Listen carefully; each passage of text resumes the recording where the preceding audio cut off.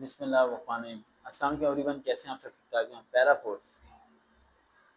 Para force के बारे में वीडियोस बनाना शुरू कर रहा हूँ, राइट।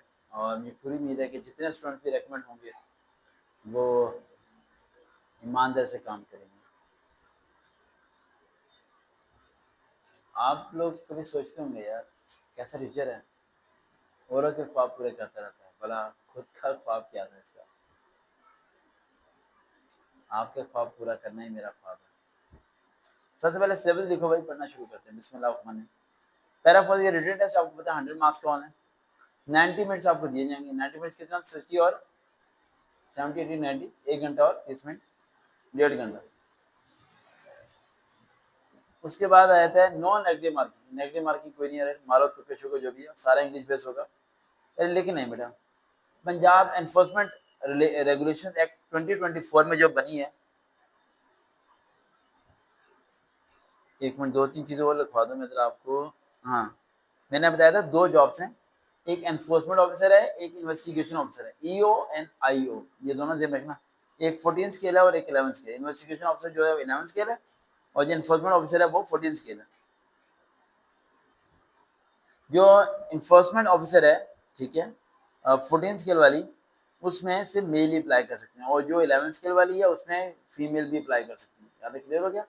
सिलेबस में आते हैं सबसे पहले सब पंजाब एनफोर्समेंट रेगुलेशन एक्ट 2024 आपने पढ़ लेना है। 10 उसमें से एमसीक्यूज आ जाएंगे, ये तो पक्का हो गया। 10 ना एमसीक्यूज इतना तो कर लोगे ना यार, मैंने ये भी याद करा दूंगा, ठीक है। आगे कॉन्स्टिट्यूशन ऑफ पाकिस्तान 1973 पूरा पढ़ के चला जाना आपने।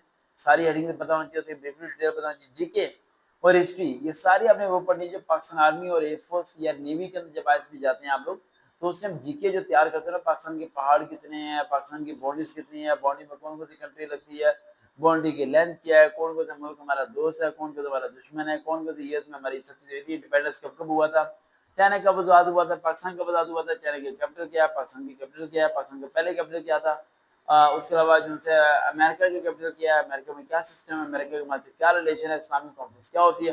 जितना डिटेल आप जीके में आप पढ़ सकते हैं इन चीज़ों के बारे में, नैरो के बारे में, प्रीवियस के बारे में, वो सब चीज़ आपने पढ़ लेनी है। आगे आते हैं अपने कल्चर के बारे में पढ़ना है कि हमारी जुबान कौन सी है, उसके बाद हमारे मुल्क में कौन कौन सी जुबानें बोली जाती हैं, क्या हमारे कल्चर सिस्टम है, ठीक है। उसके अलावा करंट अफेयर, करंट अफेयर के बारे में ऑलरेडी आपको बताते रहता हूँ कि करंट अफेयर कम से कम 10 साल, अभी से लेके पिछले 10 साल तक पूरे पाकिस्तान में जो जो प्राइम मिनिस्टर आए, क्या कुछ हुआ, वो सब करंट के बारे में आपने पढ़ लेना है। आगे आता है बेसिक मैथमेटिक्स। बेसिक मैथमेटिक्स ये कौन सा है? ये बेसिक मैथमेटिक्स आर्ट्स वाला, जनरल मैथ वाला, जो मैट्रिक क्लास में आप लोगों ने 9th में पढ़ा होगा। ज़कात वाले क्वेश्चन हो गए, रेशो वाले क्वेश्चन हो गए, एलसीएम वाले, एससीए वाले, डिवीजन वाले, उसके बाद ज्योमेट्री वाले क्वेश्चन हो गए। उसके बाद इस तरह के सारे क्वेश्चन जो है ना वो आपको आने चाहिए। सीरीज वाले क्वेश्चन, डॉजिंग वाले क्वेश्चन, ये सब चीजें। आगे एवरीडे साइंस, ये एवरीडे साइंस को क्लास 7 और 8 क्लास की स्टैंडर्ड साइंस बुक है ना आपको, सर कहाँ आने पे लेके जा रहे हैं? हम ग्रेजुएट मास्टर डिग्री होल्डर हैं सर, आप कहाँ 6 7 में लेके जा रहे हैं? पास होना है, पढ़ो भाई। Green house effect, ozone layer, acid rain, carbon hydrogen, simple simple definition, simple simple चीजों को जो कॉन्सेप्ट है बेसिकली, ठीक है। एसिड बेस का कॉन्सेप्ट जो छोटी क्लासेस की किताबों में ब्रीफली और शॉर्ट फॉर्म में लिखा हुआ है, वो बड़ी क्लास में नहीं होता। तो छोटी क्लास है, अगर आप पढ़ लेंगे तो आपके लिए ज्यादा बेनिफिशियल रह जाएगा।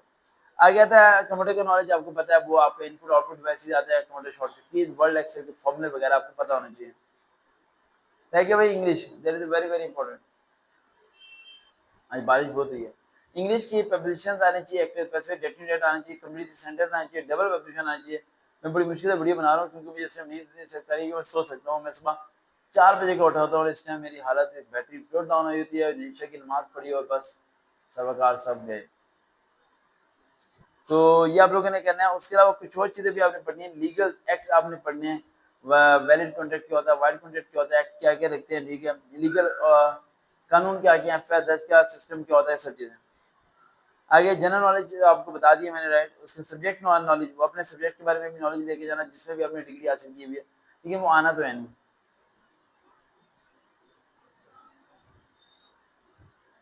अच्छा, उसके अलावा ये चीज़ें आप लोगों ने क्या कर लेनी है। आप पर रहेगी अगली बात कि हम अलग-अलग पार्ट में वीडियो बनाएं, तो इंशाल्लाह ज़रूर आएंगी।